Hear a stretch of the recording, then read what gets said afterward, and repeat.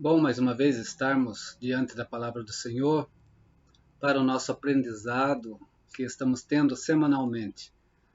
Eu cumprimento você que está aí do outro lado, né, junto comigo, assistindo a este momento, a todos quanto estão participando, que Deus continue abençoando as suas vidas, né, e assim também o Senhor esteja nos usando para podermos aprender mais da sua palavra e crescermos juntos no conhecimento dessa palavra que nos conduz, né, para o caminho da vida eterna.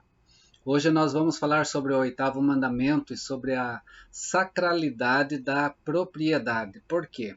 Porque o oitavo mandamento, em Êxodo 20, verso 15, né, ele diz: não furtarás. Então nós vamos estar pensando um pouco nessa questão da propriedade, né, quando falamos em furto, quando nós falamos em roubo.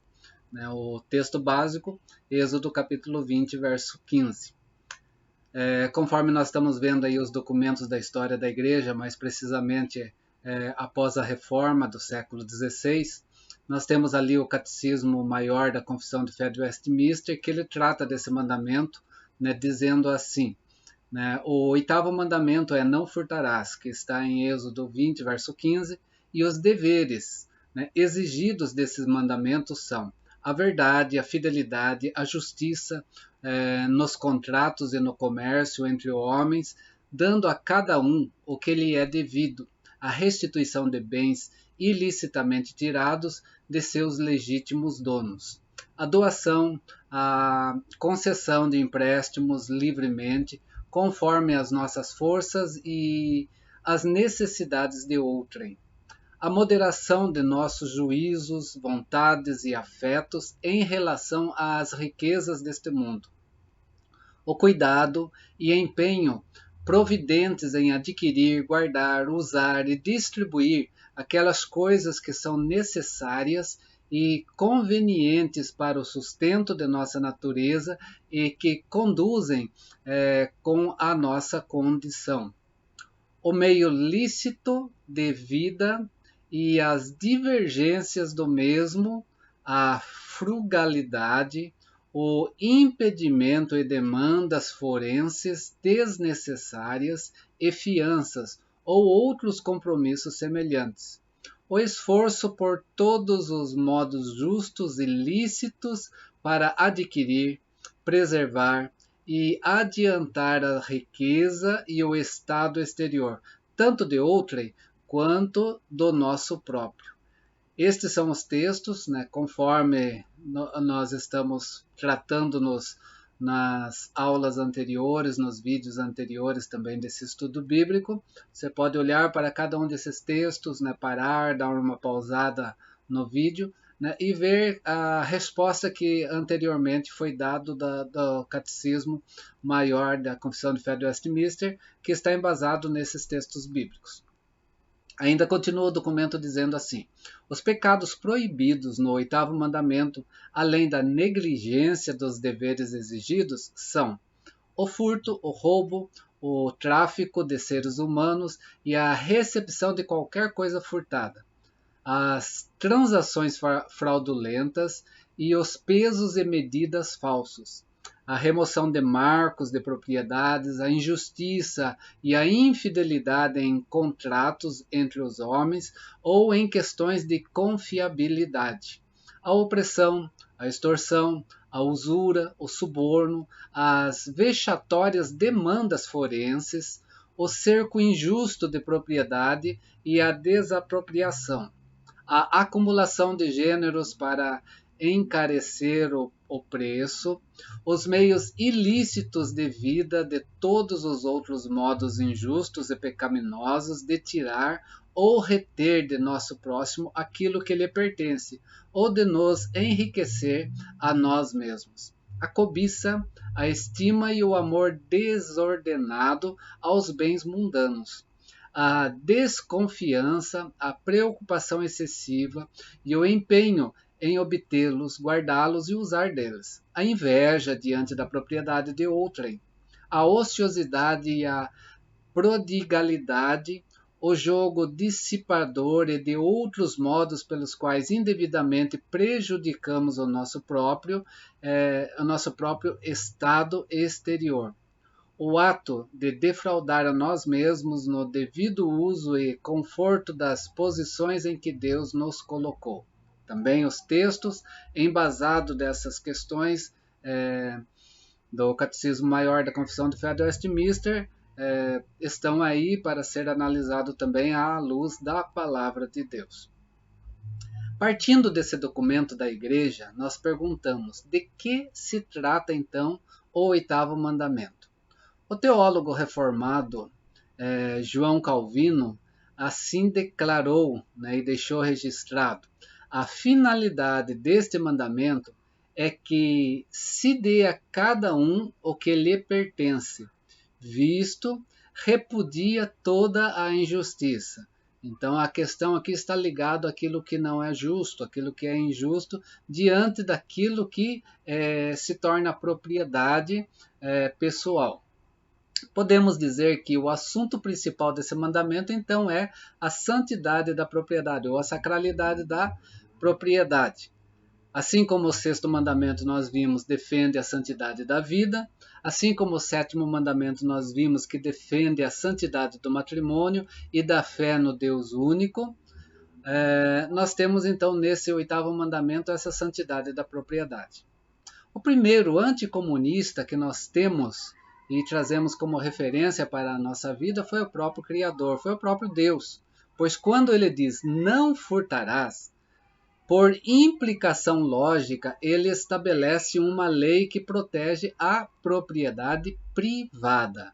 Ele traz então essa questão diante de nós, de guardar ou salvaguardar aquilo que lhe pertence. Se Deus tivesse a intenção de que todos tivessem tudo em comum, conforme o comunismo secular nos traz como uma utopia, como pregar então hipoteticamente o comunismo nessa forma? Seria uma contradição de estabelecer uma lei que protege o patrimônio de cada homem. Por quê? Porque o Estado teria sobre si a prerrogativa de tratar sobre o patrimônio conforme fosse seu e não conforme um patrimônio de uma pessoa de forma particular. E Deus trata justamente dessa questão do patrimônio pessoal particular na vida humana. Falando sobre esse mandamento, a transgressão desse mandamento. No mundo em que a malandragem é elogiada com frases que nós conhecemos bem, que achado não é roubado, o mundo é dos espertos, nós somos tentados a acreditar que os outros podem furtar, menos eu. Pois nunca furtei, pois nunca roubei nada de ninguém. A questão é, será que olhando para as implicações desse oitavo mandamento, nós podemos falar isso de forma bem tranquila? Uma questão que precisa ser levado concernente a este mandamento ele proíbe tão somente o furto, já que ele não diz nada sobre o roubo e outras coisas? Porque, segundo a nossa definição moderna, o que nós temos? Furto é tomar algo de alguém sem que ele o saiba. E roubo é tomar algo de alguém à força, dessa forma que também traduz o nosso Código Penal. Mas esse mandamento nos proíbe de roubar a nós mesmos nos gastos pecaminosos que nós podemos trazer sobre nossa vida e também diante do nosso próximo, com qualquer tipo de forma ilícita, mais popularmente qualquer tipo de trapaça diante de propriedade, de adquirir, de trazer riquezas para si. João Calvino ainda diz que todos os meios utilizados pelos homens para enriquecimento com prejuízo do outro deve ser considerado roubo. Assim, nós olhamos que não furtarás não é apenas tirar algo de alguém de forma que a pessoa não tenha visto. Por quê? Ainda que seja inocentado pelos juízes, aquele que enriqueceu com o prejuízo do outro, ele cometeu, né, um roubo. Isso nós vemos ali no Catecismo Maior, quando trata dessa questão. Mas as Escrituras Sagradas nos dão esse respaldo de forma plena para nós dizermos isso. Quebramos o oitavo mandamento. E quebramos o oitavo mandamento quando? Quando nós fingimos trabalhar.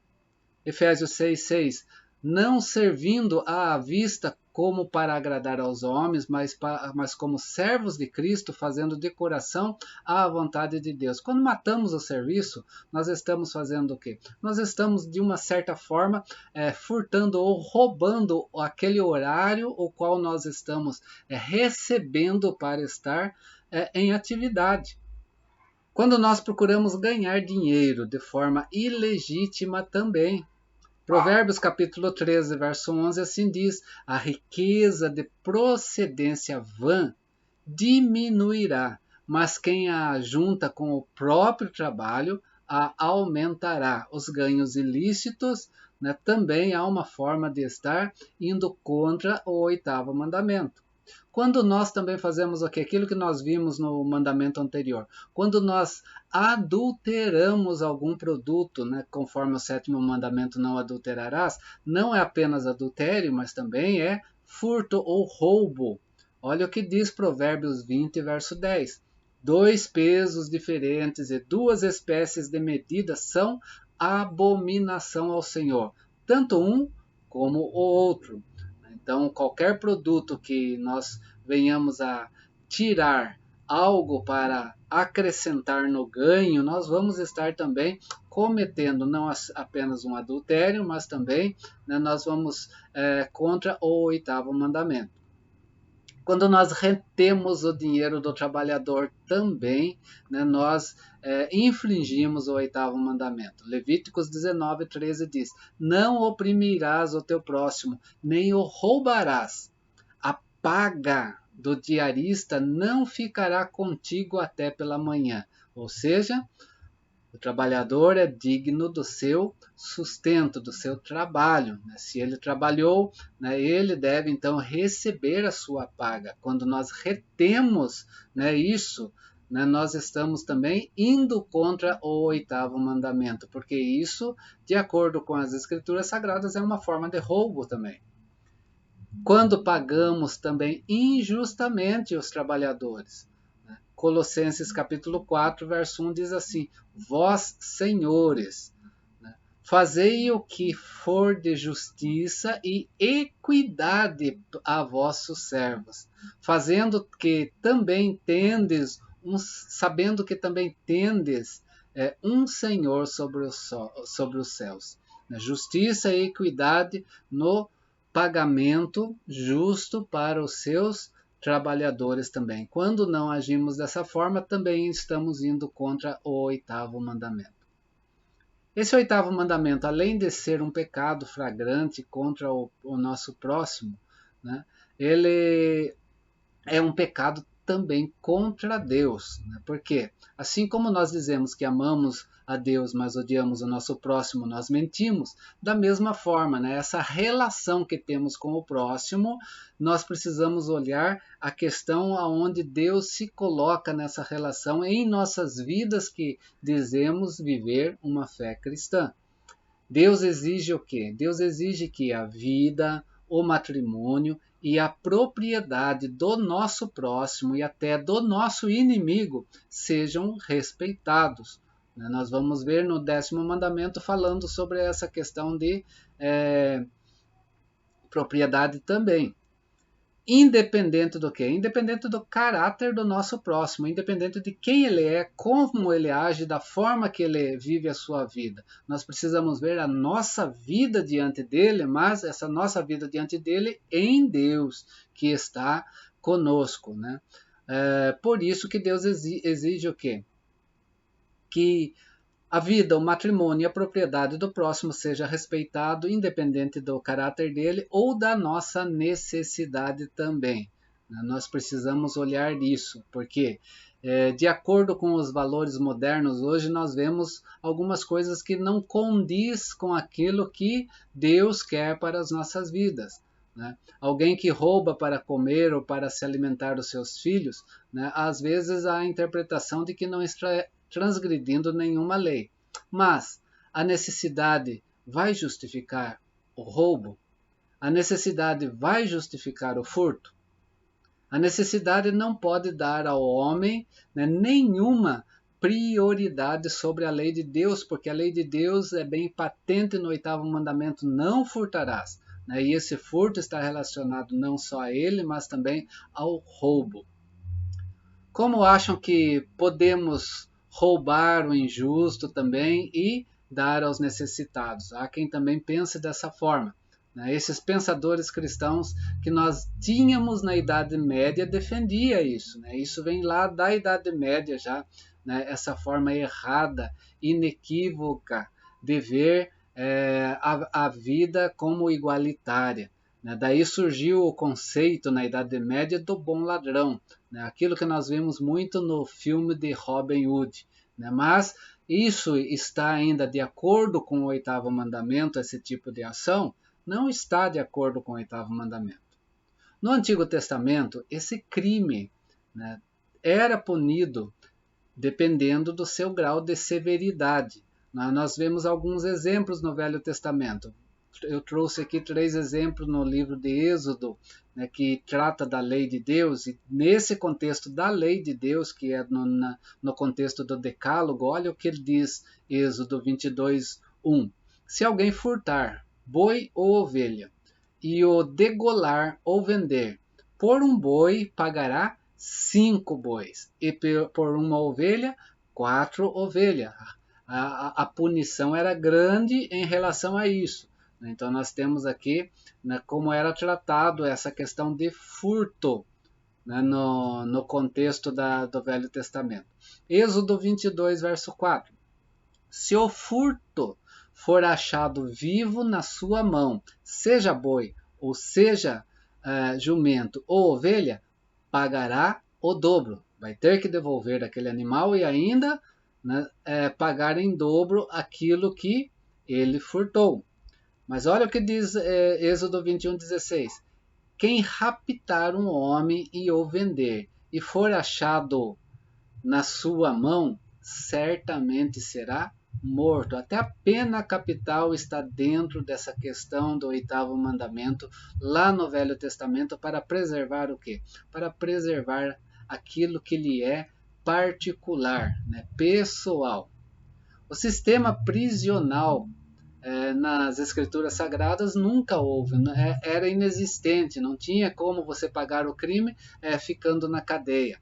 Algo que já era presente entre os egípcios e os babilônicos. Os crimes eram o quê? Imediatamente resolvido com uma restituição e punição imediata, inclusive, nesse caso, até mesmo a pena capital. Falando sobre o cumprimento do 8º mandamento. Este mandamento também, como os demais, não será cumprido tão somente nessa forma negativa, ou não furtando, mas ela também é de forma positiva, ela tem o seu outro lado. Efésios capítulo 4, verso 28, Paulo nos fala sobre isso. Ele diz o quê? Aquele que furtava, não furte mais, antes trabalhe, fazendo com as mãos o que é bom, para que tenha o que repartir com o que tiver necessidade. Então nós temos então nesse mandamento um lado positivo. Não está cumprindo apenas a parte negativa de não estar furtando, mas trabalhando para auxiliar, para ajudar aqueles que têm necessidades também. Esse é o lado do aspecto positivo que nós temos nesse 8º mandamento. De modo que, quando nós cumprimos esse mandamento, nós estamos ajudando o nosso próximo nas suas necessidades, porque precisamos fazê-lo também no Senhor, isso faz parte das boas obras da nossa fé. Agimos com honestidade na hora de comprar e na hora também de vender, confiamos no Senhor e na sua providência. Essa questão de compra e venda é muito necessário nós, como cristãos, estarmos observando como nós agimos. Nós não agimos como o mundo age, como os valores do mundo são, querendo levar vantagem em tudo. Vou pegar um exemplo aqui. Eu tenho um carro e o meu carro está com o motor estourando, vai fundir o motor. Eu sei, mas as outras pessoas não sabem. O que eu faço? Antes de que haja algum prejuízo na minha vida, eu vou e vendo esse carro. Eu estou sendo honesto nessa compra e venda ou nessa venda? Ou eu estou, de uma forma, indo contra o 8º mandamento? Se tenho algo nesse veículo que precisa de conserto, ou eu conserto para vender, ou eu exponho o fato claramente naquele que vai comprar e tiro aquilo que pode acarretar de financeiramente prejuízo para aquele que vai comprar. Isso deveria ser a nossa forma cristã de vida. Porque quando nós estamos indo contra isso, estou colocando isso só como um exemplo, né? Quando nós estamos indo contra essas questões, nós estamos fazendo o quê? Nós estamos, de uma forma, furtando ou roubando na vida alheia e nós estamos indo contra o 8º mandamento também. Uma aplicação até aqui para as nossas vidas diante desse 8º mandamento que podemos ver então. Nos sentimos impotentes frente à exigência de Deus anexa no cumprimento desse 8º mandamento. Porque ele não é apenas não furtar, ele tem outras coisas envolvidas nessa questão, outras coisas envolvidas de caráter, de vida cristã que nós precisamos ter. Por isso que eu quero aqui, nessa primeira parte, que nós vamos continuar no próximo vídeo, concluir com apenas uma aplicação para as nossas vidas. Todos nós já quebramos o 8º mandamento. De uma forma ou de outra, olhando para tudo aquilo que a Confissão de Fé de Westminster no seu Catecismo Maior diz, aquilo que as Escrituras Sagradas trazem como exemplos para a nossa vida. Aquilo que afirmou também o reformador Martinho Lutero, quando ele diz: se todos os ladrões do mundo fossem enforcados, isso ele está falando sobre quem rouba, né? E rouba e é conhecido pelo roubo. Se todos esses fossem enforcados, o mundo ficaria deserto, pois onde houver uma transgressão comercial, ali existe um ladrão. É forte essa expressão de Martinho Lutero, é forte, né? Mas ela é real. Nós somos culpados de quebrar a santa lei de Deus, toda ela. Quando nós quebramos um só mandamento, nós quebramos todos. Tiago 2,10, o que ele diz? Pois qualquer que guarda toda a lei, mas tropeça em um só ponto, né, se torna culpado de todos. Ou seja, né, eu não furto no sentido de furtar, mas eu cometo algo que está por trás desse furto, né, querendo levar vantagem sobre uma coisa, ocultando, né, para eu fazer algo em relação à propriedade minha e alheia, né, eu estou tropeçando em um ponto. Se eu estou tropeçando nesse ponto, eu já me tornei culpado desse mandamento. É assim que nós vemos aqui na expressão. Mas tem um consolo para nós, e essa aplicação que eu quero trazer para as nossas vidas, no fato de que aqueles que são de Cristo tiveram a sua sentença de maldição já lançada sobre ele. Gálatas capítulo 3, verso 13 diz assim: Cristo nos resgatou da maldição da lei. A lei era maldita porque nós éramos culpados totalmente pela lei. Porque nós não conseguíamos cumprir essa lei na totalidade. Jesus veio e tirou essa maldição quando ele se tornou maldição em nosso lugar lá na cruz do Calvário. Mas não é porque ele fez esse sacrifício por nós na cruz do Calvário que nos deu o quê? Nos deu carta branca para nós continuarmos errando. Não é. A sentença da maldição foi lançada sobre ele, sim, e ele fez isso por nós, né? Porque está escrito: maldito todo aquele que for pendurado no madeiro. Jesus ali cumpriu tudo isso em nossas vidas. Assim como nós precisamos entender Assim como nós precisamos entender também o que? Quando falamos em todos os nossos pecados perdoados por Cristo lá na cruz, sim, os nossos pecados foram perdoados, né? Quando nós chegamos diante de Cristo, reconhecemos Ele como Senhor das nossas vidas, foi tudo anulado. Porque Jesus morreu naquela cruz para anular todo esse passado da velha criatura que nós tínhamos. Mas agora nós somos novas criaturas. Podemos ainda falhar, sim, mas não podemos querer viver nessa falha como nós vivíamos anteriormente. É assim que diz Gálatas para as nossas vidas. Assim, o que nós precisamos compreender é que a justiça de Jesus foi lançada sobre nós. E por meio dessa justiça de Cristo na nossa vida, Deus nos vê como cumpridores perfeitos de sua santa lei. Mas isso não nos dá carta branca para continuar fazendo coisas erradas. Por quê? Porque se nós somos salvos em Cristo Jesus, nos tornamos nova criatura, nova pessoa, nós precisamos perseverar nessa nova criatura. Isso se chama perseverança dos santos. Romanos capítulo 5, verso 1, encerrando esta primeira parte, justificado, pois, mediante a fé, temos paz com Deus por meio de nosso Senhor Jesus Cristo. Fomos justificados pela fé em Cristo Jesus. Temos paz com Deus porque lá naquela cruz Jesus fez isso por nós. Por meio dele, então, nós precisamos viver de forma que o agrade. Nós precisamos viver como cristãos. Por isso que eu gosto dessa palavra, cristão e não crente. Crente pode crer em qualquer outra coisa. O cristão tem que viver Cristo. Tem que fazer aquilo que Paulo deixou bem claro para nós. Sede meus imitadores, porque eu sou imitador de Cristo. E assim nós precisamos falar para todos que estão diante de nós. Olhem para a minha vida cristã e andem como eu ando nos meus atos, porque eu ando igual a Cristo. Os meus atos refletem Cristo. Para falar isso, precisamos viver de fato Cristo Jesus em nossa vida, em todos os momentos. Continuaremos semana que vem falando sobre esse 8º mandamento ainda, que tem mais coisas para nós entendermos.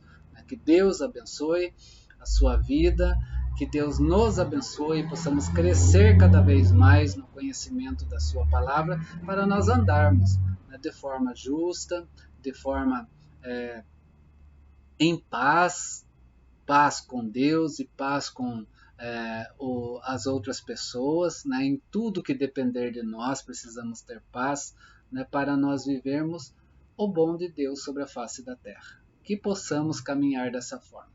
Forte abraço desse irmão em Cristo. Prosseguimos na semana que vem, no próximo vídeo, para nós encerrarmos esse 8º mandamento. Fica com Deus.